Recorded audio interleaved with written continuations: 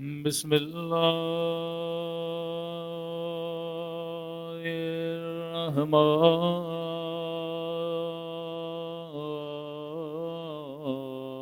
الرحيم الحمد لله رب العالمين الحمد لله كما هو أهله الصلاة والسلام على سيد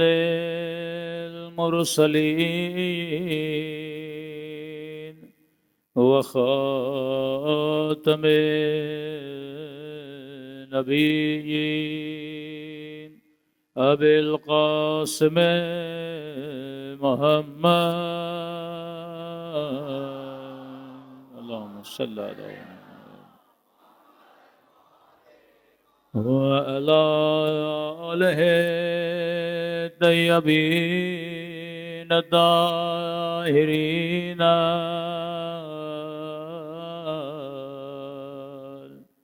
معصومین.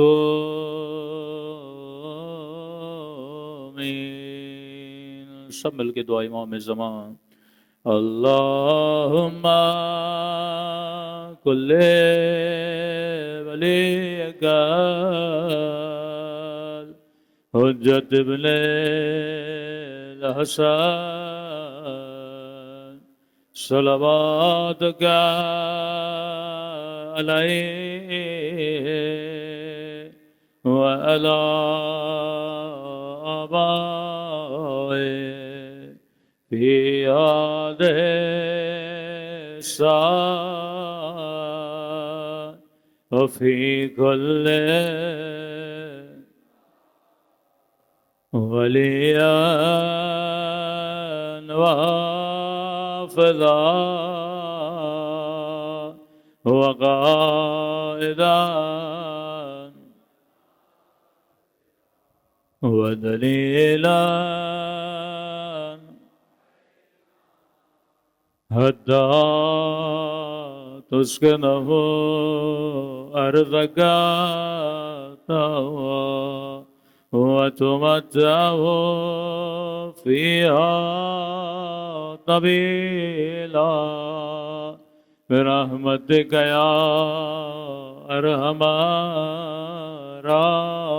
الراحمين. صلوات پڑھے محمد.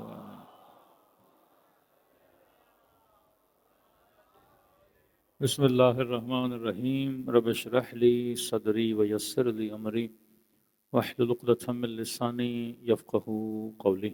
اما بعد فقد قال سبحانہ وتعالی فی محکم کتابہ بسم اللہ الرحمن الرحیم ولا یقتل فی سبیل اللہ امواتا. صلوات پڑھے محمد وآل محمد.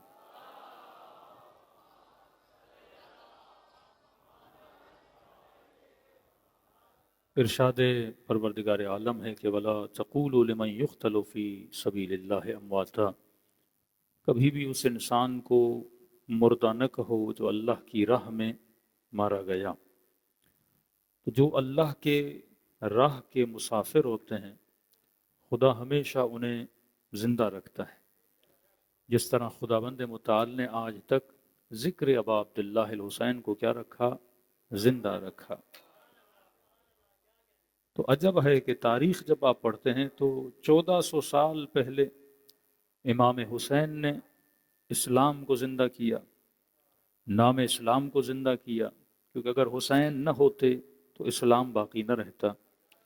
نہ آج مسلمانوں کی مسجدوں میں رونقیں ہوتی، نہ حیا باقی ہوتا، نہ غیرت باقی ہوتی. یہ حسین تھے جس نے روح اسلام کو باقی رکھا. اور کمال امام حسین یہ ہے کہ 1400 سال پہلے امام حسین نے دین کو بقا دی، اور 1400 سال کے بعد اگر کسی نے اسلام کی عزت کو بچایا تو وہ حسین کے چاہنے والے شیعیان علی بن ابی طالب تھے.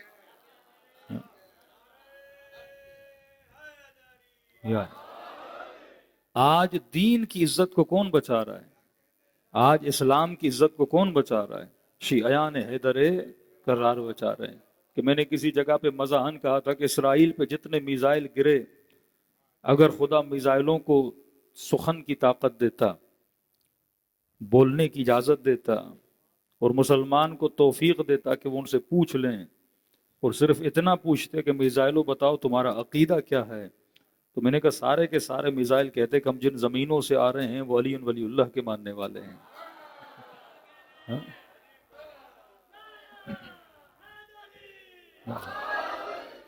تو کل اسلام کو اگر بچایا تو حسین نے، اور آج مسلمانوں کی عزت اور ناموس کو کوئی بچا رہا ہے تو وہ حسین کے چاہنے والے بچا رہے ہیں. کل اسلام کا علم اور پرچم بلند کیا علی ابن ابی طالب نے، اور آج اسلام کی عزت کا علم بلند کر رہے ہیں علی کے چاہنے والے، حیدر کرار کے ماننے والے. تو آپ کا وجود، جس طرح امام کا وجود امت کے لیے نعمت ہے، کہ اب یزید مانے نہ مانے پر حسین ہے تو نعمت، شمر مانے نہ مانے پر حسین ہے تو نعمت. اور عجب ہے کہ امام حسین صرف اپنوں کے لیے نعمت نہیں، بلکہ حسین کا وجود یزید کے لیے بھی نعمت ہے. آپ کہیں گے مولانا وہ کیسے؟ اگر مولا حسین نہ ہوتے تو یزید کا بیٹا حسین ہی نہ ہوتا. ہاں؟ نسل یزید کو بھی اگر ہدایت مل رہی ہے تو کس کے ذریعے سے مل رہی ہے؟ امام حسین کے ذریعے سے مل رہی ہے. وہ نعمت لیکن ظالم ان کے سینے پر سوار ہے. وہ نعمت لیکن انہی کے ہاتھوں میں رسیاں باندھ رہے ہیں. وہ نعمت لیکن انہی کو پتھر مارے جا رہے ہیں. وہ نعمت لیکن انہی کو زندان میں ڈالا جا رہا ہے. اسی طرح آج شیعہ معاشروں کے لیے نعمت ہے، لیکن جس طرح کل صاحب نعمت کو مارا جا رہا تھا، آج شیعوں کو مارا جاتا ہے. اگر مسلمان یہ نعمت سمجھ لیں کہ جن معاشروں میں شیعہ رہتے ہیں وہ اہل سنت کے لیے کتنی بڑی نعمت ہیں، جن ملکوں میں شیعہ رہتے ہیں وہ مسلمانوں کے لیے نعمت ہیں. کیسے؟ آپ دنیا میں ان ملکوں میں جائیے جہاں مسلمان ہیں پر شیعہ نہیں ہے، مثلا سارے فرقے ہیں پر شیعہ فرقہ نہیں ہے. آپ ملیشیا چلے جائیں، انڈونیشیا چلے جائیں، سعودی عرب چلے جائیں، ایسے ایسے ملکوں میں جہاں شیعہ نہیں ہیں. آپ ان مسلمانوں کی نسلوں کو اٹھا کر پوچھیں، صرف اتنا کہو کہ جناب پنجتن کے نام بتاؤ. ہاں؟ تھوڑی آواز بڑھا دیں. جن ملکوں میں شیعہ نہیں رہتے، آپ ان کے بچوں سے پنجتن کے نام پوچھیں، کسی کو پنجتن کے نام نہیں آتے. اور جس بستی میں شیعہ رہتا ہے وہاں کا سنی بھی محبت محمد اور آل محمد رکھتا ہے. ہاں؟ اللہم صلی علی محمد. اسی پاکستان کے اگر 4 صوبے ہیں، اب بلوچستان جائیں جہاں شیعہ بہت کم ہیں یا نہیں ہیں، وہاں کسی بھی اہل سنت کو اٹھائے ان کے بچوں سے پوچھو پنجتن کے نام بتاؤ، نہیں آتے. کہ پی کے بعض علاقوں میں چلے جاؤ جہاں شیعہ نہیں ہیں، ان کے بچوں سے پنجتن کے نام پوچھو، نہیں آتے. لیکن جس صوبے میں شیعہ ہیں وہاں کا سنی بھی پنجتن کے نام جانتا ہے، کیونکہ شیعہ اسے بھولنے دیتا ہی نہیں ہے. ہاں؟ کبھی چھتوں پہ علم لگا کے عباس کا نام یاد دلاتا ہے، کبھی جھولا نکال کے علی اصغر کا نام یاد دلاتا ہے، کبھی حسین حسین کر کے مولا حسین کا نام یاد دلاتا ہے، کبھی خیبر و خندق سنا کر انہیں علی بن ابی طالب کا نام یاد دلاتا ہے. تو جس بستی میں وجود شیعہ ہے وہاں کا سنی بھی محبت محمد اور آل محمد کرنے والا ہے. اب ہم سے یہ پوچھا جائے کہ شیعہ مجلسیں کیوں کراتے ہیں؟ جناب مجلس ہمارے لیے تو نعمت ہے لیکن تمہاری نسلوں کے لیے بھی نعمت ہے. یہ چلتے چلتے لاؤڈوں سے حسین کی آواز سنے گا تو اس کے ذہن میں امیر المؤمنین اور حسین ابن علی کا نام بیٹھے گا. یہ مجلس میں آئے گا تو ذکر حسین سنے گا. شیعوں نے کیوں اتنی ضد کی کہ جناب ہم نے جلوس نکالنا ہے؟ جلوس ہمیں فائدہ نہیں دیتا، مسلمانوں کی نسلوں کو فائدہ دیتا ہے، جو اپنے بچوں کو گھروں میں بند کر کے تالے لگا کے کہتے ہیں کہ ماتم کی آواز نہ سنو بدعت ہے. ہم ان کے گھروں تک حسین حسین کی آواز پہنچاتے ہیں. زندہ باد.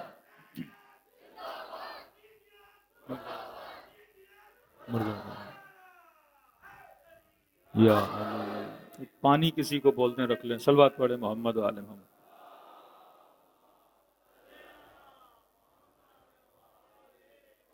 تو فرش ازا کے دو فائدے ہیں، ایک فائدہ اغیار کو، ایک فائدہ آپ کی نسلوں کو۔ اب اگر کوئی کہے کہ شیعہ اتنی مجلسیں کیوں کراتے ہیں، دیکھیے دنیا کا کوئی فرقہ نہیں جو اتنے لیکچر سنتا ہو، پوری دنیا آپ گھوم لیں، یہ ورلڈ گنیز بک کا ریکارڈ بن سکتا ہے کہ پوری دنیا میں ایک فرقہ ہے جو اتنے لیکچر سنتا ہے۔ ہاں، 2.5 مہینے ذکر حسین سنتا ہے، پھر ایام فاطمیہ کا مہینہ 1.5 مہینہ سنتا ہے، پھر رجب شعبان کے جشن اور مجلسیں سنتا ہے، پھر ماہ مبارک کے رمضان میں الگ لیکچر سنتا ہے، پھر گھر میں کوئی نظر کی تو مجلس کروائی، اللہ نے بیٹے کی نعمت دی، بیٹی کی نعمت دی، خوشی میں مجلس کروائی، پھر کوئی منت مانی تو مجلس کروائی۔ جب تک زندہ ہے ذکر حسین کرتا ہے اور دنیا سے جاتا ہے تو پھر مجلس ترحیم کرا کے چلا جاتا ہے۔ دنیا کا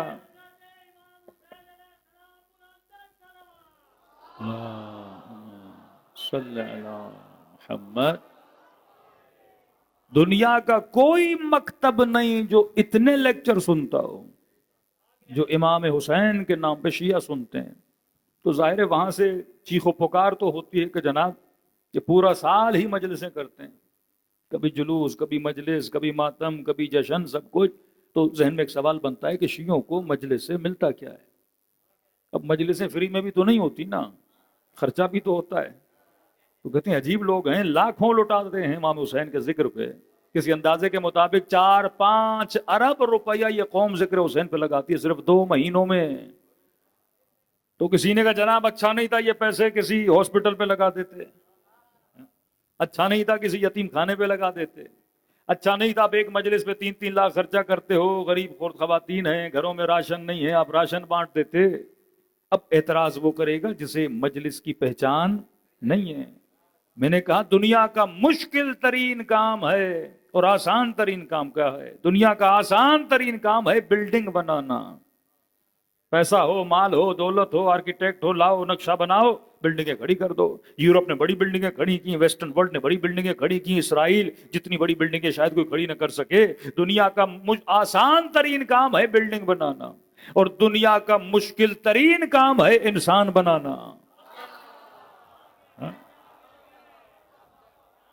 بلڈنگ بنانا آسان ہے، انسان بنانا مشکل ہے۔ میں نے کہا کوئی ایک کارخانہ ایسا دکھا دو رسول خدا کے بعد جس کارخانے نے حبیب ابن مظاہر بنائے ہوں، میں سمیت تمار بنائے ہوں، جس نے سلمان فارسی بنائے ہوں۔ یہ وہ مکتب ہے جو انسان سازی کرتا ہے، انسان بناتا ہے۔ ہاں تو نے مجلس پہ 2 لاکھ خرچہ کیا، 4 لاکھ خرچہ کیا، 10 لاکھ خرچہ کیا، کہتے اگر یہ کسی غریب کو دے دیتے بھلا ہو جاتا۔ میں نے کہا ایک بندہ 10 لاکھ کسی غریب کو دیتا، لیکن جب یہ مجلس میں آ جاتا ہے تو اگر 500 لوگ ہیں تو حسین 500 کو یہ فکر دیتے ہیں کہ غریبوں کی جا کے مدد کرو۔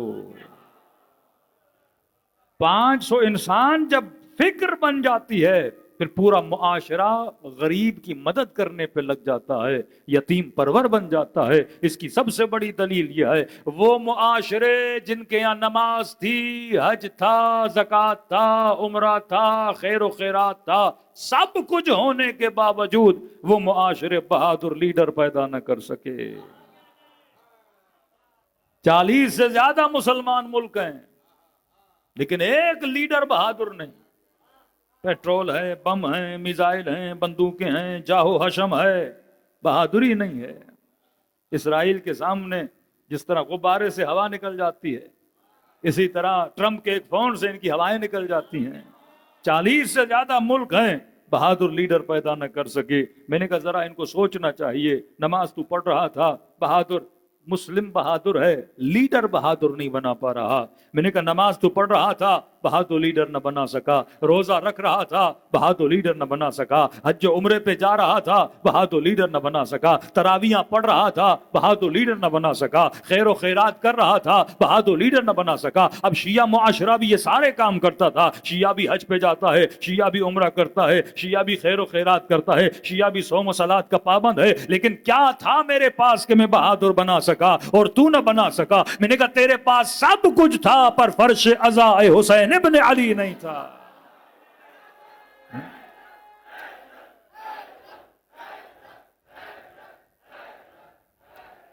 یہ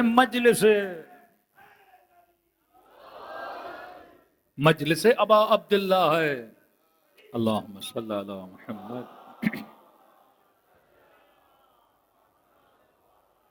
یہ مجلس ہے جس کے نتیجے میں انسان سازی ہوتی ہے. یہ مجلس ہے جو ہماری نسلوں کو بہادر بناتی ہے. دیکھو شیعہ مکتب اتنا سینسٹیو ہے، اتنا حساس ہے. فقہ جو ہے نا، فقہ آپ کی نسلوں پہ اثر رکھتی ہے. فقہ کی بھی فکر ہوتی ہے. فقہ فکر دیتی ہے، شریعت فکر دیتی ہے، جماع کی فکر بنتی ہے، اور اسی فکر کو نظریے کے تحت یہ پوری زندگی گزار دیتا ہے. مثال کے طور پہ آپ سفر پہ گئے ہوں گے، ہمارے بھائی بھی نماز پڑھتے ہیں، ہم بھی نماز پڑھتے ہیں. ایک بڑا فرق نظر آتا ہے. وہ فرق یہ ہے جب نماز کے لیے وہ کھڑے ہوتے ہیں تو کوئی بھی بندہ دروازے سے آتے آگے کھڑے ہو کے اللہ اکبر، پیچھے جماعت لگ جاتی ہے. ہاں، شیعہ 10 بھی ہونا، ایک دوسرے کے چہرے دیکھتے ہیں آگے کون کھڑا ہو. ایسا ہے کہ نہیں؟ وہاں کوئی بھی آیا، کیونکہ یہ کوئی بھی کا جملہ وہاں بڑا عام ہے. ہاں، طارق مسعود سے کسی نے کہا کہ یزید فاسق تھا، یزید فاجر تھا، یزید شرابی تھا. کہ بھائی چھوڑ دو ان باتوں کو. رسول نے فرمایا حاکم کیسا بھی ہو. اب اس کیسے میں جو دل کرے لگاؤ. اس بات میں کیا شرابی تھا، کبابی تھا، ذوق کیسا بھی ہو، مطلب دنیا کا بدترین عیب بھی اس کے اندر ہو، نبی نے فرمایا کیسا بھی ہو وہ حاکم ہو، اس کی اطاعت واجب ہے. پیش امام کیسا بھی ہو.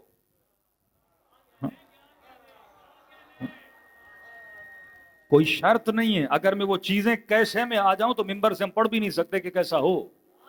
ہاں، کوئی شرط نہیں. پابند مکتب علی میں آؤ کہ نہیں مثلی لا یبایع مثل یزید، حسین جیسا یزید جیسے کہ بیعت نہیں کرے گا. یہاں کیسا بھی ہو نہیں چلتا، یہاں علی جیسا ہو. یہاں رفتار دیکھی جاتی ہے، یہاں کردار دیکھا جاتا ہے. اگر معصوم پردے غیب میں بھی ہے شیعہ کسی کو حاکم بناتا ہے تو ہر کیسے کو نہیں مانتا. سائنا لنفسہ، اپنے کردار میں اعلیٰ ترین وقار ترین کردار رکھنے والا ہو تب جا کے شیعہ اس کو حاکم بھی بناتا ہے، اطاعت میں بھی آتا ہے. اب فرمایا نماز پڑھانے والا کیسا بھی ہو، آگے آیا کھڑا ہو. شیعہ دیکھتا ہے شرائط بڑی سخت ہیں، قرات صحیح ہو، حلال زیادہ ہو، ہاں، اچھی شہرت رکھنے والا ہو. اگر معاشرے پورے محلے میں پتا ہے جناب جھوٹ بہت بولتا ہے تو پیچھے نماز نہیں پڑھ سکتے. کسی کو پتا ہے زنانہ طبیعت غیبتیں بہت کرتا ہے، نماز نہیں پڑھ سکتے. اگر اچھی شہرت نہیں رکھتا آپ اس کے پیچھے نماز نہیں پڑھ سکتے. شرائط سخت ہیں. کہ جناب ایک سید ہے غیر سید ہے، کہ سید کو آگے کھڑا کرو. کہ اگر 2 سید کھڑے ہیں کہ دیکھو خوبصورت کون ہے. یہ شرائط امام جماعت میں ایسے، یعنی بہتر سے بہتر آپشن ہو.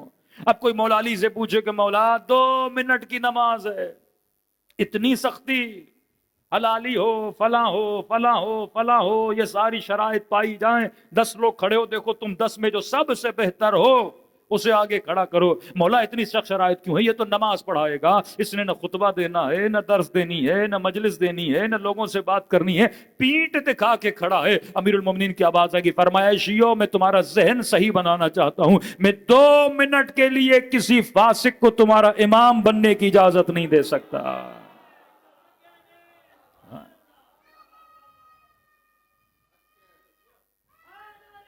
یعنی 2 منٹ کے لیے، 2 منٹ کے لیے تمہارا امام کوئی فاسق نہیں بن سکتا، کوئی فاجر. کیونکہ اگر 2 منٹ، کیونکہ یہ امام جماعت ہے، یہ لیڈ کر رہا ہے مجمع کو. یہ رکوع میں جائے گا تیرا بچہ رکوع میں جائے گا، یہ سجدے میں جائے گا تیرا بچہ سجدے میں جائے گا. تو مینٹلی بچہ کس کو فالو کر رہا ہے؟ نماز میں کس کی تقلید کر رہا ہے؟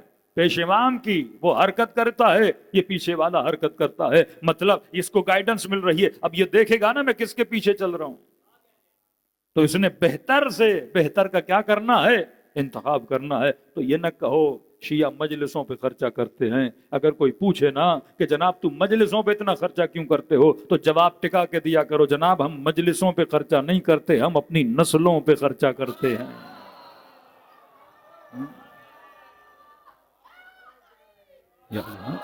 یہ مجلس ابا عبداللہ الحسین ہے جس کی گودوں سے خمینی جیسے رہبر پنپ کے باہر نکلتے ہیں۔ کیوں تمہارے پاس بہادر لیڈر نہیں؟ کیونکہ در سے کربلا نہیں ہے۔ جو پورا سال شہادت شہادت سنے، جو پورا سال یہ سنے کہ میرا مولا بہادر تھا، جو پورا سال یہ سنے کہ کربلا میں کوئی علی اکبر تھا، کربلا میں کوئی رباب تھیں، کربلا میں کوئی سیدہ زینب تھیں، یہ بچپن سے کیا سنتا ہے؟ بہادری کے قصے، شجاعت کے قصے۔ جو فرش ادا پہ یہ نعرہ سنے حیات من الذلہ، کہ ذلت کی زندگی سے عزت کی موت بہتر ہے، وہ شیعہ کبھی ذلتوں میں نہیں پڑتا، وہ موت کو سینے سے لگاتا ہے لیکن عزت کے راستے پہ چلتا ہے۔ تو یہ فرش عزا ہے جس نے ہماری نسلوں کو کیا دیا؟ بہادری دی۔ دیکھو بچپن سے سنتا ہے نا کہ میرا مولا تھا جو کسی میدان کو چھوڑ کے نہیں گیا، وہ دوسرے تھے جو تشریف لے کر جاتے رہے۔ ہم تو اس تشریف کو بھی برداشت نہیں کرتے نا۔ تو شیعہ بزدل نہیں ہوتا، فرش عزا شیعہ کو کیا بناتا ہے؟ بہادر بناتا ہے، کیونکہ آپ کا رول ماڈل کیا ہے؟ بہادر ہے۔ یہ فکر سازی فرش عزا پہ ہوتی ہے، تبھی حسن نصر اللہ جیسے، تبھی شہید قاسمی جیسے، تبھی شہید مطہری جیسے۔ کون سی قوم ہے جس کے پاس شہید سبط جعفر جیسے شاعر ہوں؟ کون سی قوم ہے جس کے پاس شہید حسینی جیسے لیڈر ہوں؟ تاریخ آپ دیکھ لیجئے، جیسے نڈر بہادر خدا نے آپ کو دیے کسی کو نہیں دیے، تبھی پوری امت ملی پر بہادر لیڈر پیدا نہ کر سکی۔ ایک اسرائیل ہے کسی میں جرت اس کے مقابلے میں جائے، لیکن آج بھی کون گیا؟ علی کے ماننے والے، حیدر کرار کے ماننے والے۔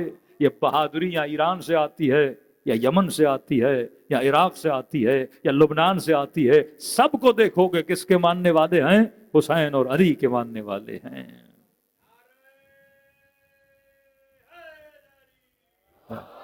اگر کوئی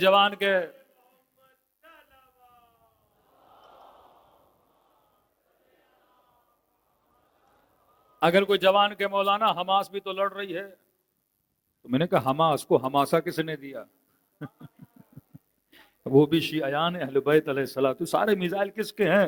شیعوں کے۔ وہ کس سے آ کے ملتے ہیں؟ کبھی دیکھا آپ نے یہ جتنے شہداء حماس کے تھے یہ کس سے ملنے جاتے تھے؟ مسلمان حکمرانوں کے رہبروں سے ملنے جاتے تھے؟ یا یہ 24 گھنٹہ کبھی شہید قاسم کے ساتھ بیٹھے ہیں، کبھی خامنئی کے ساتھ بیٹھے ہیں، کبھی حسن نصر اللہ کے ساتھ بیٹھے ہیں، تو ہماری صحبت میں بیٹھے تو فکر حسین بھی آئی۔ اس محفل کے رنگ میں آئے تو خدا نے ان کو رنگ حسین میں رنگ دیا۔ ابھی دو جنگیں ہیں، ایک ہے جنگ فکر، ایک ہے جنگ شریعت۔ کئی برادران اہل سنت ہیں جو فقہی طور پہ سنی ہیں، سیاسی طور پہ شیعہ ہیں۔ یہ حماس ہے، جماعت اسلامی ہے، فقہی طور پہ سنی ہیں، سیاسی طور پہ شیعہ ہیں۔ کیونکہ اہل سنت کی سیاست میں حاکم کے خلاف قیام کرنا حرام ہے۔ مطلب اگر آپ کو نواز شریف بجلی نہیں دے رہا، شہباز شریف، تو آپ دھرنا نہیں دے سکتے بھائی، کیونکہ حاکم ہے، اولی الامر ہے، اس کے خلاف قیام کرنا حرام ہے۔ طارق مسعود کے کہنے کے مطابق اہل سنت کے مفتیوں کے فتوے ہیں کہ حاکم کے خلاف آپ قیام، وہ کتنا بھی کرے بھائی، حاکم ہے، آپ اس کے خلاف بولیں گے تو آپ کی زبان بندی بھی ہو سکتی ہے، جیل میں بھی ڈالا جا سکتا ہے، اگر وہ آپ کو مار بھی دے تو آپ کا قتل کیا ہے؟ جائز ہے، کیونکہ حاکم ہے۔ ہاں شیعہ دھرنا دے سکتا ہے، کیونکہ ہماری فقہ میں حرام نہیں ہے، ہمارے مفتیوں نے حرام نہیں کیا۔ تو ہم اگر دھرنا بھی دیں تو وہ عین شریعت ہے، اور وہ دھرنا دیں تو وہ عین شریعت نہیں ہے۔ اب جو دھرنا دیتے ہیں تو مطلب یہ سیاسی طور پہ کس کو مانتے ہیں؟ آئیڈیالوجی آف امام حسین کو مانتے ہیں۔ مصر میں جو انقلاب دیا اخوان المسلمین نے، تو اخوان المسلمین بڑا جھگڑا ہوا کہ جناب فقہ اہل سنت میں حاکم کے خلاف قیام کرنا حرام ہے، آپ کیسے کر رہے ہو؟ تو انہوں نے کہا ہم اس فکر کو نہیں مانتے۔ کہا یہ فکر تو شیعوں کی فکر ہے کہ ظلم کے خلاف اٹھنا، ظالم کے خلاف اٹھنا، کفر کے خلاف اٹھنا، برائیوں کے خلاف اٹھنا، یہ فکر تشیع ہے۔ تو انہوں نے ایک حکومت گرائی، دوسری حکومت بنائی، پھر ایک عرب ملک نے تقریباً $20 بلین مصر پہ خرچہ کیا کہ ان کو واپس لاؤ، وہی حکومتیں پلٹاؤ، کیونکہ اگر یہ فکر اہل سنت کے معاشروں میں آ گئی تو ہم سب کی بادشاہتیں کیا ہو جائیں گی؟ ختم ہو جائیں گی۔ خطرہ فکر تشیع سے ہے۔ کیونکہ شیعہ مردہ نہیں بناتا فکروں کو، شیعہ مردوں کو زندہ کرتا ہے. شیعہ مردہ ضمیروں کو زندہ کرنے کا نام ہے. یہ فکر ابا عبداللہ الحسین ہے. کیوں شیعہ موت سے نہیں ڈرتا؟ کیونکہ اس مولا کا ماننے والا جس نے کہا واللہ لابن ابی طالب انسم الموت من الطفل بصدی امی، خدا کی قسم علی کو موت سے اتنی محبت ہے جتنی چھوٹے بچے کو اپنی ماں کی چھاتی سے محبت ہوتی ہے. کہ کربلا جاتے جاتے امام حسین نے فرمائے کہ علی حسین کے لیے موت ایسے ہے جیسے عورت کے گلے میں ہار ہوتا ہے.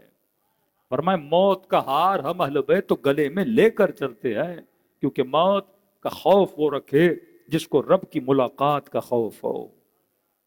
ہم تو کہتے ہیں کہ موت کیا ہے؟ انعام پروردگار عالم ہے. تو جنہوں نے فرش ازا سے یہ سیکھا ہو تو وہ کبھی موت سے ڈرا نہیں کرتے. آپ نے آج تک کوئی شیعہ مولوی سنا جو اپنے بچوں کو ڈرائے کہ جناب آپ بریلویوں کے مولویوں کو نہ سننا، اہل حدیث کے مولویوں کو نہ سننا، یا وہابیوں کو نہ سننا، یا ان کی مسجدوں میں نہ جانا؟ حالانکہ ہمیں ڈرنا چاہیے، ہم مارتے ہیں نا بھائی، تو ڈرنا تو چاہیے. لیکن شیعہ نہیں ڈرتا، کہتا ہے مسجد میں بھی جاؤ، کیونکہ ہمارے جلوس میں بھی بم ہو تو شیعہ اور زیادہ نکلتے ہیں. ہماری مسجدوں میں مارا جائے تو جماعت میں اور ڈبل اضافہ ہو جاتا ہے. تو ہمارے ہاں تو ڈر کا درس ہے ہی نہیں، کیونکہ جو ڈر گیا تو وہ کہتے ہیں مر گیا نا. امیر نے فرمایا جس چیز سے ڈرو اس کے اندر کود جاؤ، یہ بہادری کی نشانی ہے. اور مکتب و مذہب کی بات ہو تو ڈر اور خوف تو اس قوم کے اندر ہے ہی نہیں. نہ ہی ہمارے خطیبوں نے ڈرایا کیا فلاں کو نہ سننا. ہم تو کہتے ہیں سنو تاکہ تجھے پتا چلے فکر حسین کیا ہے، فکر اموی کیا ہے. سنو تاکہ تجھے پتا چلے آئیڈیالوجی آف امام حسین کیا ہے اور آئیڈیالوجی آف یزید کیا ہے. ہم نے کبھی نہیں روکا، لیکن مد مقابل پاکستان کی 60 سالہ پرانی تاریخ ہے. بدعت کے فتوے، کفر کے فتوے، شیعوں کی مجلس میں نہ جانا، شیعوں سے رشتے نہ کرنا، شیعوں کے ساتھ بزنس نہ کرنا. کچھ نادانوں نے تو یہ بھی بول دیا علم کے نیچے سے نہ گزرنا، نکاح ٹوٹ جاتے ہیں. اب ہمارے بچوں کو تو مذاق چھڑ گئی نا، انہوں نے اور علم لمبے کر دیے. اب سوال ہے کہ روکا کیوں گیا؟ دیکھو روکتا وہ ہے جسے ڈر ہو. ہم کیوں نہیں روکتے؟ کیونکہ یہاں ڈر کہاں نہیں ہوتا؟ جہاں عقل ہوتی ہے، جہاں دلیل ہوتی ہے. میثم تمار کی زبان کاٹی گئی، علی کو نہیں چھوڑا. حجر ابن عدی کو قطع کیا گیا، امیر المومنین کو نہیں چھوڑا. ملتا ہے پورے تاریخ میں کسی نے نبی کے صحابی کے لیے اتنی قربانی دی ہو کہ امت جتنی علی کے لیے دے رہی ہے. حجر کے بیٹے مار دیے، حجر کو مار دیا، امیر ان کو نہیں چھوڑا. جناب میثم تمار نہیں چھوڑا، جناب حاری ابن عروہ نہیں چھوڑا، جناب حبیب ابن مظاہر حسین کو نہیں چھوڑا. یہاں تک کہا کہ مولا اگر مارا جائے، بدن کے ٹکڑے کر دیے جائیں، جلا کے خاک میں اڑا دیا جائے، پھر بھی خدا پیدا کرے 70 مرتبہ اس طرح مارا جائے حسین، پھر بھی اپنی جان کو تجھ پہ قربان کروں گا. کہیں پہ یہ فکر نظر آتی ہے. یہاں خوف نہیں. خوف کیوں نہیں؟ کیونکہ یہ مکتب عقل ہے. یا ہم نے امیر المومنین کو تقلید کی بنیاد پہ نہیں مانا کہ باپ نے کہا علی کو مانو تو میں مان لوں. یہاں میری عقل نے کہا علی کو مانو تو میں نے مان لیا. اور عقل جب تسلیم کر لیتی ہے پھر یہ چیز روح بشر میں جذب ہو جاتی ہے. اب جسم کٹ بھی جائے لیکن یہ حق کو چھوڑنے کے لیے تیار نہیں ہوتا. وہاں خوف ہے، کہتے ہیں نہیں جاؤ شیعوں سے، نہ ملو. حالانکہ شیعہ سے ڈرنا نہیں چاہیے. جتنا مہربان شیعہ ہے، جتنا سخی شیعہ ہے، جتنا ایثار شیعہ کرتا ہے کوئی نہیں کرتا. کیونکہ جتنا پاکستان میں نیاز ہم کھلاتے ہیں کوئی کھلاتا ہے؟ ہاں، جتنے امام حسن کے سفرے کے نام پہ ہم افطاریاں کرواتے ہیں کوئی کرواتا ہے؟ جتنی دیگیں شیعہ اتارتے ہیں، جتنے حلیم شیعہ کھلاتے ہیں، یہ 2.5 مہینے پوری قوم کو شیعہ کھلاتا ہے. ہاں، کسی نے کہا مولانا قرآن میں آیت ہے نا صراط الذین انعمت علیہم، اور اللہ کہتا ہے کوئی راستہ ہے جس پہ نعمت ہی نعمت ہے، نعمت ہی نعمت ہے. میں نے کہا پوری دنیا کو چیلنج ہے، مجھے کوئی 2 کلومیٹر کا راستہ دکھاؤ جس کے چپے چپے پہ نعمت ہو. میں نے کہا پوری دنیا گھوم لو گے تجھے راستہ نہیں ملے گا، لیکن آؤ میں تجھے کربلا لے جاتا ہوں. 70 کلومیٹر کا راستہ ہے جس کے چپے چپے پہ نعمت ہے. کوئی ایام حج میں بھی جاتے ہو نا، کوئی اتنا کھلاتا پلاتا نہیں ہے. حاجی پانی نہ ہونے کی وجہ سے مر جاتے ہیں. پیکیج نکلتے ہیں حج میں، ایک class package, B class package. جب یہ اتنے حاجی اللہ کو پیارے ہوئے تو میں نے لیکن مرے کون؟ وہ غریب جو سی کلاس میں تھے بیچارے. پانی نہیں ملا، گرمی اتنی، چھاؤں نہیں ملی، لیکن آج تک سنا ہے کہ کربلا جاتے ہیں یہ موقف امیروں کا ہے، آج تک سنا یہ موقف غریبوں کا ہے. ہاں؟ یہاں سے تو پیکج بنتے ہیں، یہ A کلاس، یہ B کلاس، یہ $2000 والا، یہ 15، لیکن جب حسین کے راستے پہ چلتے ہو پھر سارے ایک جیسے ہیں. سیٹھ بھی ہوگا موقف میں، غریب بھی ہوگا موقف میں، کیونکہ یہ راہ حسین کی مجلس کی طرح ہے. آفیسر بھی ہوگا تو فرش عزا پر، غریب بھی ہوگا تو فرش عزا پر. یہاں کوئی تفریق نہیں کی جاتی. تو یہ واحد راستہ ہے جو سب سے زیادہ کھلاتا بھی ہے پلاتا بھی ہے. 2.5 مہینے بریانیاں، حلیم، یہ سارے شیعہ کھلاتے ہیں. پھر جشن آتے ہیں شیعہ اور کھلاتے ہیں. پھر کنڈے آتے ہیں صبح صبح بلا کے حلوے کھلاتے ہیں. بھائی جو قوم اتنا کھلائے پلائے، سبیلیں، شربتیں. کسی اہل سنت نے انٹیریئر سندھ میں کہا کہ مولانا پہلی مرتبہ میں نے دودھ والا شربت شیعوں کی سبیل سے ہی پیا تھا. کہ ہم چھوٹے ہوتے تھے، غربت تھی، ہم لائن پہ لگ جاتے تھے، یہ شیعہ سبیلیں لگاتے تھے. یہ مائیں، یہ بہنیں، یہ بوڑھی بوڑھیاں اپنے پورا سال اپنی زندگی کی کنجی کمائی جمع کرتی تھیں، چھوٹے چھوٹے پتیلے لے کے دودھ ڈال کے اس میں شربت ڈال کے. کیا صرف شیعوں کو پلاتے تھے؟ گلیوں میں جتنے بچے آتے تھے ان کے سبیلیں پلانا. حسین کی نیاز آتی تھی، گاؤں کے گاؤں، بستی کی بستی، 400 شیعہ ہیں، دیگیں اتنی اتر رہی ہیں. کن کو کھلا رہے تھے؟ اپنے اہل سنت کے بھائیوں کو. تو شیعوں سے ڈرنا بنتا ہی نہیں جن کا اخلاق ہی اہل بیت کا والا ہو. دیکھو کتنا اثر ہے آپ کے اندر. آپ نے مولا علی کو مانا تو آپ کے اندر صفت علی پیدا ہو گئی. مولا حسن کو مانا تو آپ سخی بن گئے. امیر المومنین کو مانا تو آپ بہادر بن گئے. تو شیعوں تخلقوا باخلاق اللہ، آپ کے اندر اخلاق محمد اور آل محمد کیا ہو گیا؟ پیدا ہو گیا. شیعہ سے ڈرنا نہیں چاہیے، کیونکہ ہم مارتے نہیں ہیں، ہم گولیاں نہیں مارتے، ہم گلے نہیں کاٹتے، ہم بم نہیں پھوڑتے. یہ صرف محبت کا پیغام دیتے ہیں، لیکن مد مقابل مارا بھی جاتا ہے. لیکن پھر بھی ہم نے اپنے بچوں کو نہیں بولا فلاں مسلک کے مولوی کو نہ سننا، فلاں مسلک کی مسجد میں نہیں جانا. ہم نے ہمیشہ کہا جاؤ، کیونکہ ہمیں خوف نہیں، وہاں خوف ہے. ہمیں یقین ہے. یقین کیوں ہے؟ کیونکہ ہم نے بچوں کو نقل نہیں کروائی، ہم نے فرش عزا پہ اس کو عقل عطا کی ہے.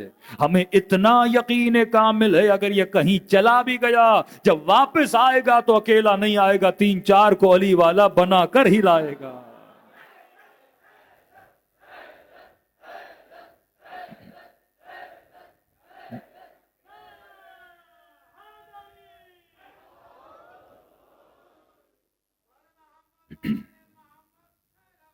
اللہ صلی اللہ. یہ لاؤڈ تھوڑا میری آواز کو کھا رہا ہے، اس کو ذرا صحیح کر دیں. صلوات پڑھے محمد و آل محمد.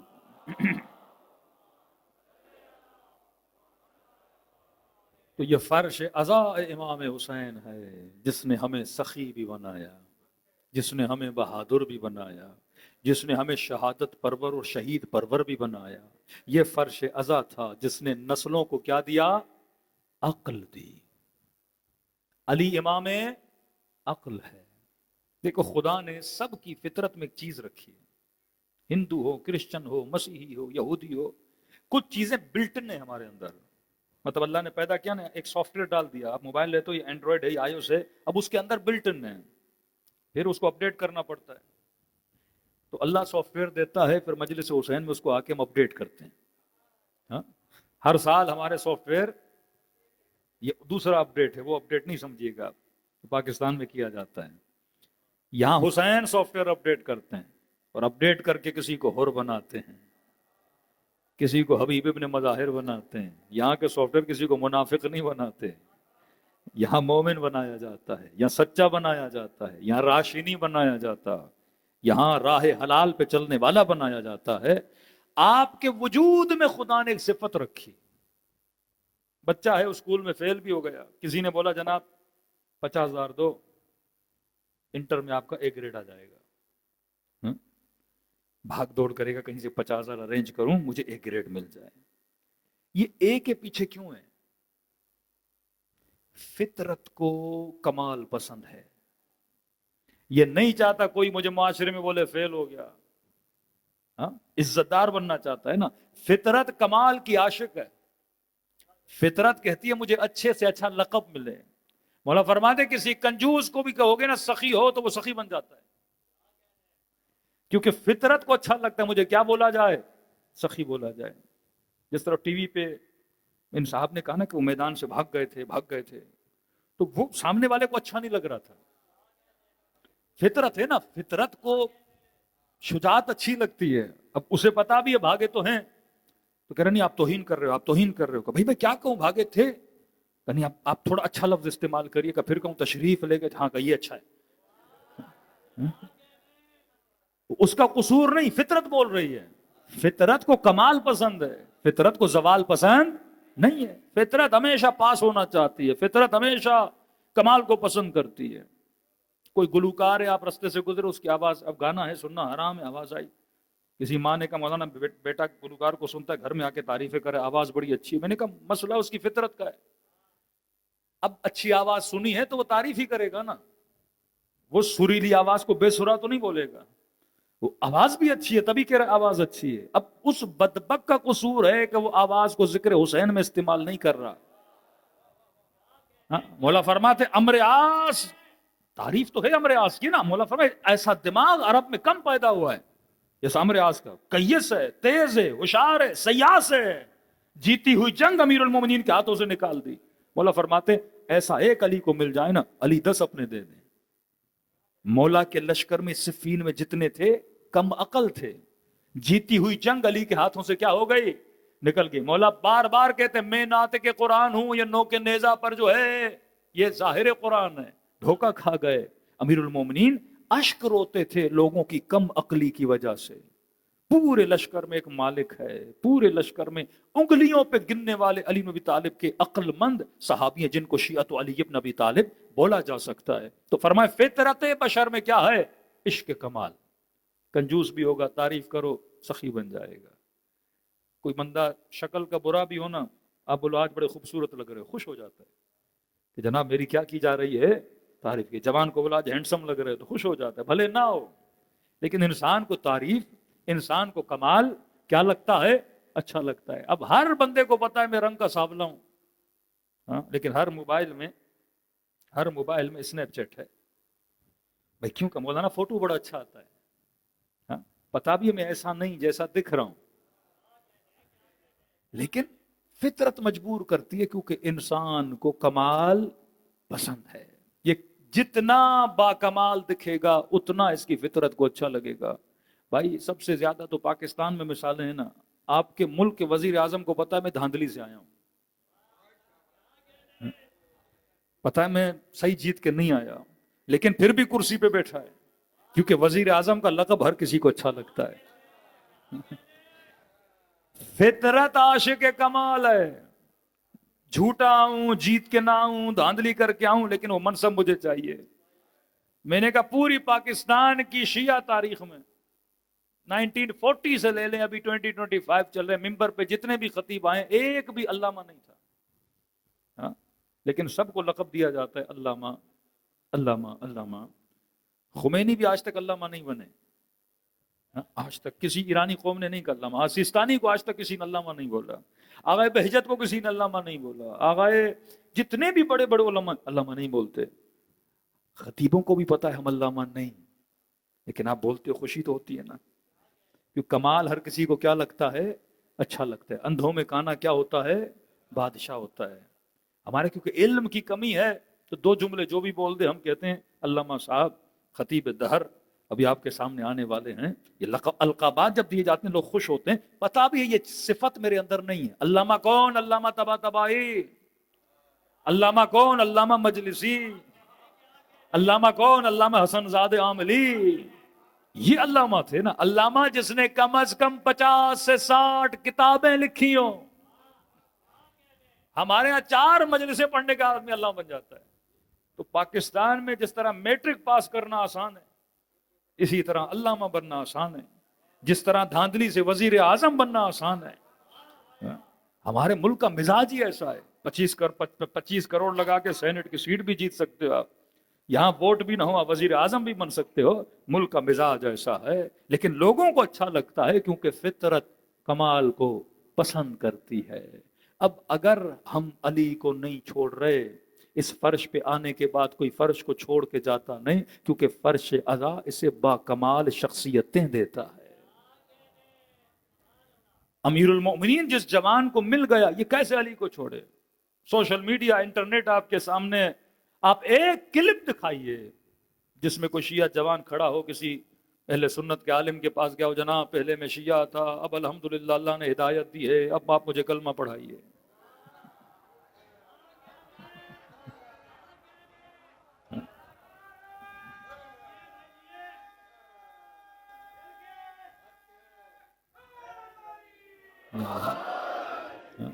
ایک کلپ دکھا دیجئے، نہیں ملے گا، لیکن ہم سینکڑوں دکھا سکتے ہیں، بندوں کے نہیں، بستیوں کی بستیاں۔ یہاں تو صرف آدمی کو اٹھاؤ، کربلا لے جاؤ، حسین کی زری کو دیکھے گا، پھر حسین کو چھوڑے گا نہیں، کیونکہ یہاں کیا دیا جاتا ہے؟ کمال دیا جاتا ہے۔ فرش عزا نسلوں کو عقل مند بناتی ہے۔ میں نے کہیں کہا تھا، چھری جب کند ہو جائے نا تو پتھر پہ تیز کیا جاتا ہے، عقلیں جب کند ہوتی ہیں نا، حسین فرش عزا پہ بلا کے تیز کیا کرتے ہیں۔ ہاں؟ یہ فرش ہے جو ہمیں بتاتا ہے کہ مومن فرش عزا، سب سے بڑا کمال فرش عزا کا کیا ہے؟ کمال فرش عزا، یہ فرش عزا ہماری محبتوں کو خالص کرتا ہے، فرش عزا ہماری نفرتوں کو بھی خالص کرتا ہے۔ فرش عزا سکھاتا ہے محبت اس سے کر جو لائق محبت ہے، نفرت بھی اس سے کر جو لائق نفرت ہے۔ کسی مجلس میں جاؤ، 8 سال کا شیعہ بچہ اٹھاؤ، اس بچے سے پوچھو بیٹا یہ تو بتاؤ یزید پہ لعنت کرنی چاہیے کہ نہیں؟ میں نے کہا تو پوچھے گا، وہ 10 لعنتیں بھیج کے بتائے گا۔ اتنی پختگی اس نسل کے اندر آ گئی کہ یہ ظالم سے کیا کرتا ہے؟ نفرت۔ لیکن وہاں 60 سال کا مفتی ہوگا، پوچھو یزید پہ لعنت کرنی چاہیے، سر چکرا جاتا ہے کہ جواب کیا دیں۔ ہاں، کبھی یہ بہانہ کبھی وہ بہانہ، تو اس کی محفلوں نے اس کی محبتوں کو خالص نہیں کیا۔ حسین کی محفل نے آپ کی محبت کو بھی خالص کیا، آپ کی نفرت کو۔ انی سلمون لمن سالمکم وحربون لمن حاربکم۔ شب عاشور دیکھو مولا کس طرح خالص کر رہے ہیں، کربلا خلوص ہے۔ ملاوٹ والا دودھ بھی کوئی پسند نہیں کرتا، تو حسین ملاوٹ کی محبت بھی پسند نہیں کرتے۔ ہمارے دلوں کے پیالوں کو پہلے خالی کیا جاتا ہے، پھر عشق حسین سے بھرا جاتا ہے۔ جب محبت خالص، بندہ خالص ہو جاتا ہے۔ شب عاشور بہت لوگ تھے امام حسین کے ساتھ، یہ آپ سنتے ہیں 72، یہ 72 آخری مرحلہ ہے، لیکن مولا جب چلے تو کئی لوگ امام سے ملتے گئے ملتے گئے ملتے گئے، عدد بعض نے 1000، بعض نے 500، بعض نے 2000 کہتے ہیں، کافی مجمع تھا امام حسین کے ساتھ۔ شب عاشور ہوئی، اب جتنے آئے تھے مختلف نیتوں سے آئے تھے، کچھ یہ تھا لڑیں گے جیت جائیں گے، کچھ یہ تھا حکومت قائم کریں گے، کچھ یہ تھا جنگ ہوگی غنائم ملیں گے، تو لالچ والے بھی تھے، عہدے والے بھی تھے، حکومت والے بھی تھے، سارے تھے۔ آپ اپنے ملک کا ماحول دیکھیں نا، جس پارٹی کو عروج ہوتا ہے، کہتے شہد مکھیاں کہاں بیٹھتی ہیں؟ مٹھاس پہ آ جاتی ہیں نا، جہاں نظر آیا آپ تھوڑی ترقی مل رہی ہے وہاں کے بیٹھ جاتے ہیں۔ شب عاشور ہوئی، امام حسین سمجھ گئے، فرمایا یہ کربلا ہے، یہاں وہ رکے گا جو خالص ہے، نہ خالصیوں کو دور کرنا ہے۔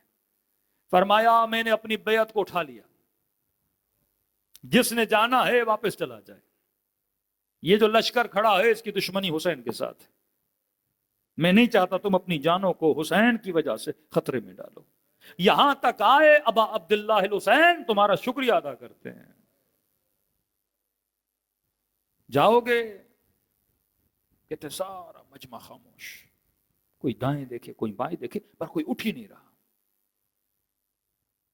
تاریخ لکھنے والے نے لکھا کچھ اپنے سر کے بالوں کو کھجلا رہے تھے، کچھ اپنے داڑھی کے بالوں کو اپنے دانتوں میں دے کے نوچ رہے تھے کہ کیا کریں، کیسے اٹھیں۔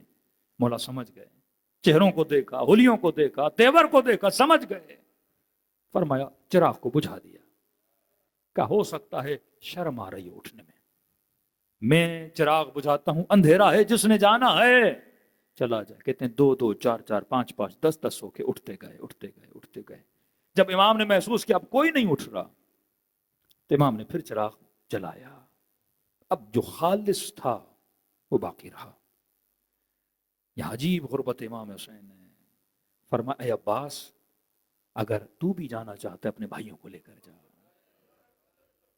میں حجت تمام کر رہا ہوں. علی اکبر بیٹا تو بھی جانا چاہتا ہے چلا جا. اونا محمد قاسم میرے اصحاب تم لوگ بھی جانا چاہتے ہو چلے جاؤ, کیونکہ یہ جو لشکر کھڑا ہے یہ حسین کے خون کا پیاسا ہے. مجھے مار دیں گے کار تمام ہے, ان کا تم لوگوں سے لینا دینا نہیں ہے. کہتے سب کی آنکھوں میں حسین کی غربت کو دیکھ کے آنسو بھر آئے. یہاں جناب بریر نے گولڈن ورڈز کہے, فرمایا مولا اگر مجھے مارا جائے عربن عربا, ٹکڑے ٹکڑے کر دیا جائے, جلا کے راکھ بنا دیا جائے, پھر کا 70 مرتبہ زندہ کیا جائے, پھر کہا جائے کیا کرو گے مولا, اسی طرح اپنی جان کو آپ پہ قربان کروں گا. کہ واللہ خدا نے جیسے اصحاب مجھے دیے کسی کو نہیں دیے. یہ مولا آپ کو بلا کے کیا کرنا چاہ رہے ہیں؟ خالص کرنا چاہ رہے ہیں, نہ خالصیوں کو ختم کرنا چاہتے ہیں. دو کام کریں. ایک کام امام حسین کرتے ہیں, مولا کیا کرتے ہیں؟ آپ کو فرش عزا پہ بلا کے اپنا دوست بناتے ہیں, آپ کے دلوں میں اپنی محبت کو ڈالتے ہیں. میں نے کیا کرنا ہے؟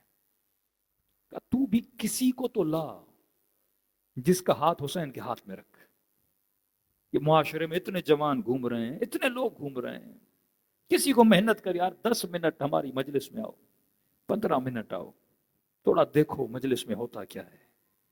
کچھ نہیں, اتنی پوری دنیا گھومتے ہو, 1 سال کربلا چل, حسین کے روزے کو دیکھ ہوتا کیا ہے.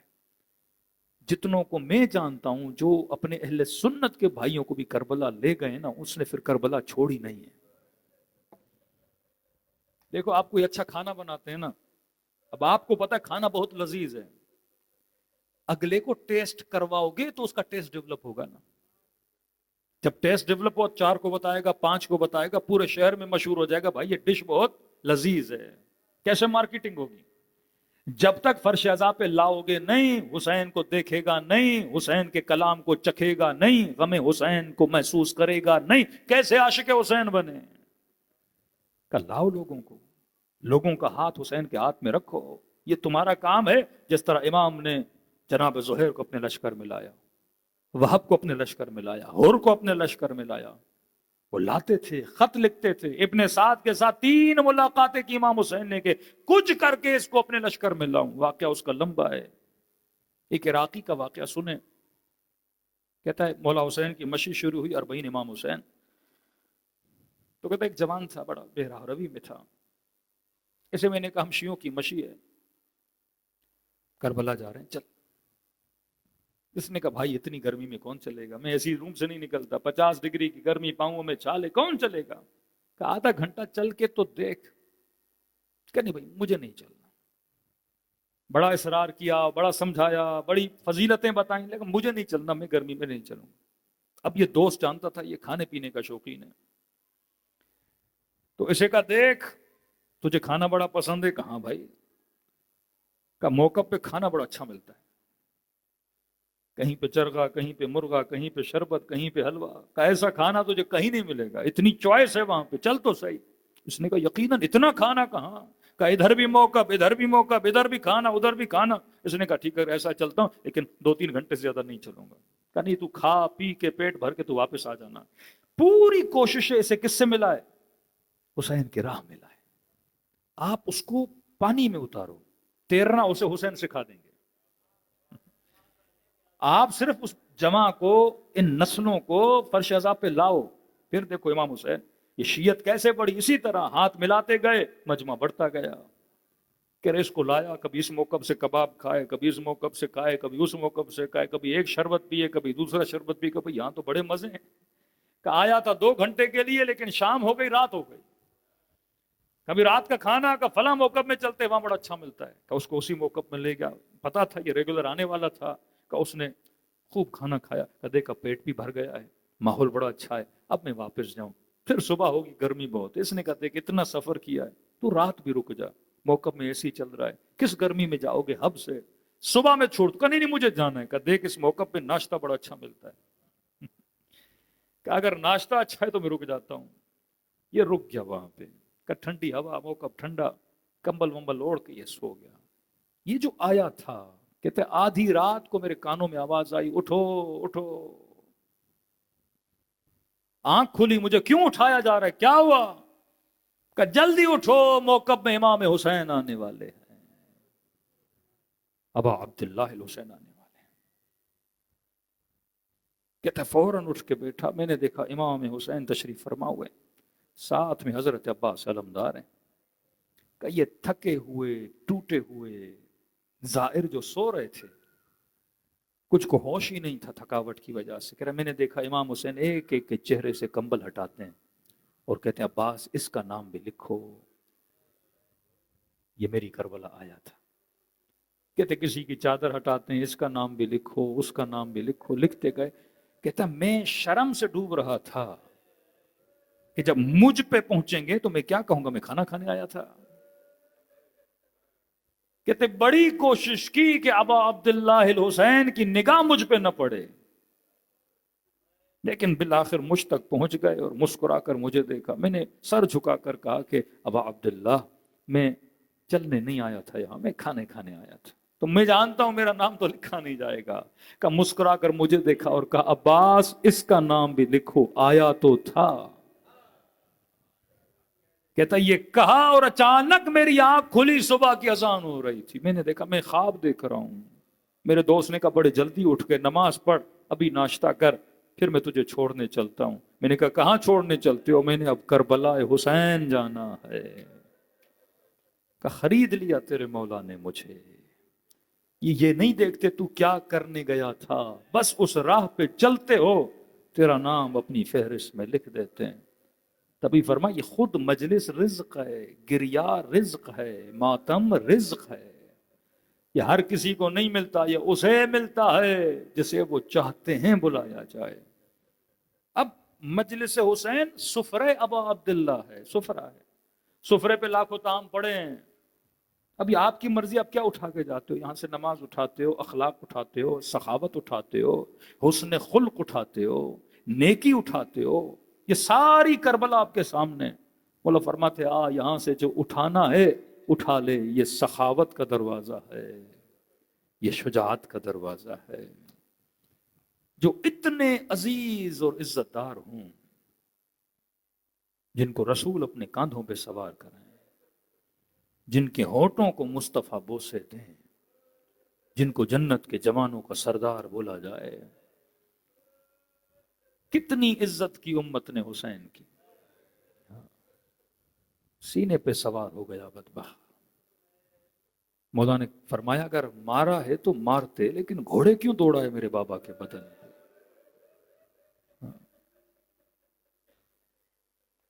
6 مہینے کے بچے میں اور ان کے گلے میں تیر کیوں چلائے؟ کہتے ہیں فوج یزید بھی چیخ اٹھی جب علی اصغر کو تیر لگانا. کہ ابن سعد تو نے ہمیں دھوکہ دے کر بلایا ہے, تو بار بار کہتا رہا حسین بیعت نہیں کر رہا اس لیے جنگ لڑ رہے ہیں, حسین بیعت نہیں کر رہا اس لیے جنگ لڑ رہے ہیں, اکبر بیعت نہیں کر رہا اس لیے مارو, عباس بیعت نہیں کر رہا. یہ بتا یہ بیعت نہیں کر رہے تھے, 6 مہینے کا بچہ جو اپنی زبان سے اپنے ماں کو پکار نہیں سکتا, تو نے اس کے گلے پہ تیر چلوا دیا.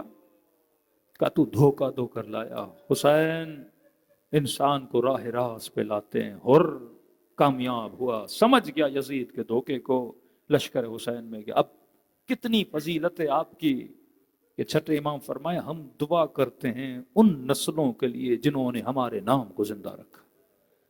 احیو امرنا, آپ نے امر اہل بیت کو زندہ رکھا ہے. چھٹے امام آپ کو دعائیں دے رہے ہیں. پھر چوتھے امام سے کسی نے کہا مولا اتنی کثرت سے حکم کیوں ہے کہ ہم آپ کے جد کو, آپ کے بابا کو سلام کریں؟ فرمایا کیونکہ عاشورہ کے دن بابا جب خیمے سے نکلتے تھے نا, کبھی علی اکبر آتے تھے بابا سلام, کبھی قاسم آتے تھے چچا سلام, کبھی اونا محمد مامو سلام, کبھی عباس آقا سلام, کبھی حبیب مولا سلام. کہ جب ظہر عاشور گزری تو میرا بابا ترس گیا تھا, کوئی آئے سلام کرے گا, کوئی بچا ہی نہیں تھا. کہ مولا 30,000 کا لشکر مسلمان کا نہیں کہتے تھے باغی یہ سلام نہ کرو. اب تم میں سے جب کوئی میرے بابا کو سلام کرتا ہے, میرے بابا کے کلیجے کو ٹھنڈک ملتی ہے. یہ شرف دیا آل رسول نے کہ میری حیثیت کیا ہے کہ میں کچھ کہوں اور حسین کو ٹھنڈک ملے؟ کہ نہیں، جب تو میرے بابا کو سلام کرتا ہے کلیجوں کو ٹھنڈک ملتی ہے، دلوں کو کربلا لے جائیں، ایسے سلام کریں جیسے زینب کبریٰ نے کیا، اور بچی نے اپنے بابا کو سلام کیا۔ جنہیں سلام آتا ہے میرے ساتھ پڑھیں، جنہیں نہیں آتا نام حسین تو سب کو آتا ہے۔ السلام علی الحسین وعلی علی ابن حسین کی صدا بلند ہو، وعلی اولاد وعلی اصحاب،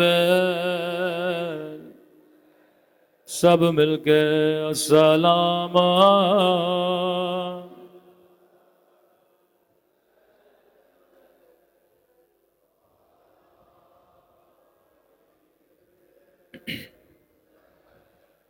وعلی اولاد الحسین وعلی اصحاب، بلند آواز سے السلام علی وعلی علی ابن وعلی اولاد وعلی اصحاب، میرا سلام ہو ان ننھے سے رخساروں پہ، یہ سلام امام زمانہ کا سلام ہے، زیارت ناہیہ امام زمانہ کا پڑا ہوا نوحہ ہے۔ فرمایا میرا سلام ان ننھے سے رخساروں پہ، اللہ جانے یا علی اصغر کے رخسار یا علی اکبر کے رخسار، جواب میرے مولا نے خود دیا، میرا سلام آیا ان ننھے سے رخساروں پہ، او جن کا رنگ بدلتا رہا، یہ نہیں کا رنگ بدل گیا بلکہ بدلتا رہا، کبھی شمر کے تماچوں نے رنگ نیلا کیا، کبھی ظالم کے تماچوں نے رنگ سیاہ کیا،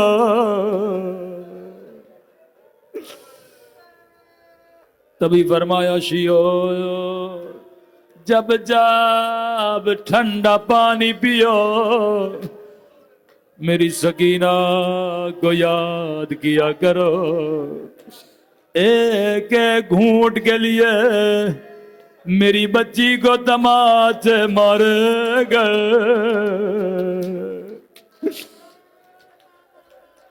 اگر کوئی برادر اہل سنت کا شیعہ اتنا کیوں روتے ہیں، اسے بخاری کی حدیث سنایا کرو۔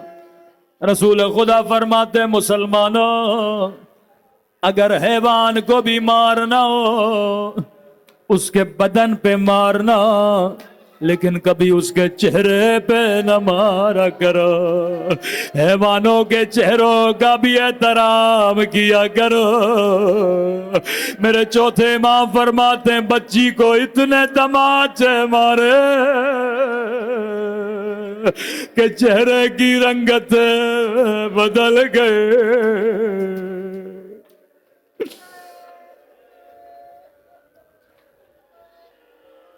اللہ آپ سب کو ننھی سی قبر سکینہ کی زیارت نصیب کرائے۔ آواز صحیح کریں، بہت خراب ہے۔ فرماتے قافلہ شہر حلب میں پہنچا، 40 گھوڑے سوار آگے آگے، قیدی بیبیاں پیچھے پیچھے۔ کسی نے میرے چوتھے امام سے کہا مولا کس منظر نے آپ کو سب سے زیادہ رلایا؟ فرماتے ایک رسی تھی، اس نے سجاد کو بڑا رلایا۔ مولا اس رسی میں ایسا کیا تھا؟ فرمایا ایک سرا میری گردن میں تھا، دوسرا سرا میری بہن کی گردن میں تھا۔ شیعوں میں جب جب کمر کو سیدھا کرتا تھا، بچی کی آواز بلند ہوتی تھی، سجاد میرا گلا گھٹ رہا ہے۔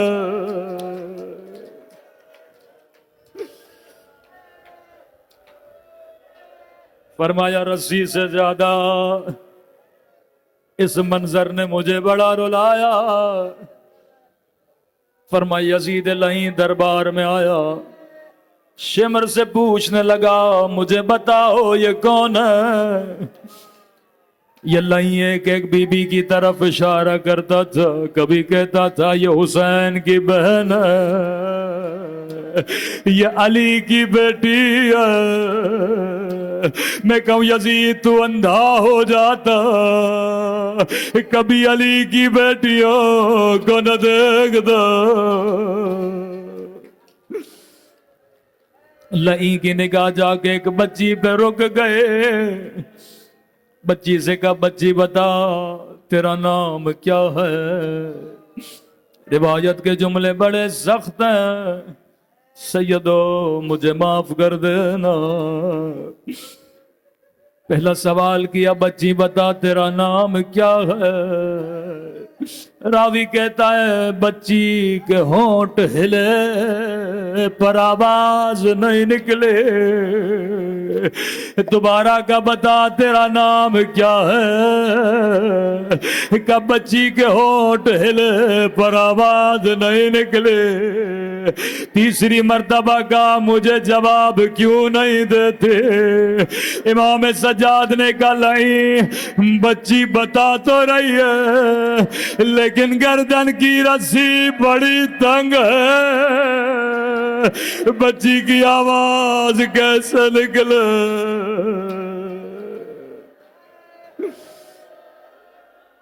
لعین نے حکم دیا رسی کھولی جائے۔ جیسے رسی کھلے دھیمی سی آواز میں کہا میرا نام سکینہ ہے۔ اب لعین جانتا تھا یہ بچی بابا سے بڑا پیار کرتی ہے، کہنے لگا سکینہ تیرے چہرے سے لگتا ہے تو نے کئی دنوں سے کچھ بھی نہیں کھایا۔ امام زین العابدین کو دیکھا کہ سکینہ جواب دے، کہیں کل یہ نہ کہ ہم نے پوچھا تھا بچی نے بتایا نہیں تھا۔ فرمایا ہاں میں نے کئی دنوں سے کچھ بھی نہیں کھایا۔ کہنے لگا بتا جب تجھے بھوک لگتی تھی تیرا بابا تجھے کیا کھلاتا تھا؟ کہنے لگی جب بھوک لگتی تھی بابا مجھے گھٹنے پہ بٹھاتا تھا اور کھجوریں کھلاتا تھا۔ کہنے لگا میرے قریب آ میں تجھے کھجوریں دوں گا۔ لعین نے اشارہ کیا تشت بلایا جائے۔ مولا فرماتے عرب تشت میں کھجوریں رکھتے تھے کہ یہ لے کھجوریں کھا لے۔ اللہ یہ منظر کسی بچی کو نہ دکھائے۔ بچی نے جیسے کپڑا ہٹایا کیا دیکھا ایک کٹی ہوئی گردن ہے۔ او میرے غریب الوطن بابا، او میرے 3 دن کے پیاسے بابا، بابا شمر نے مجھے تماچے مارے۔ ماتم حسین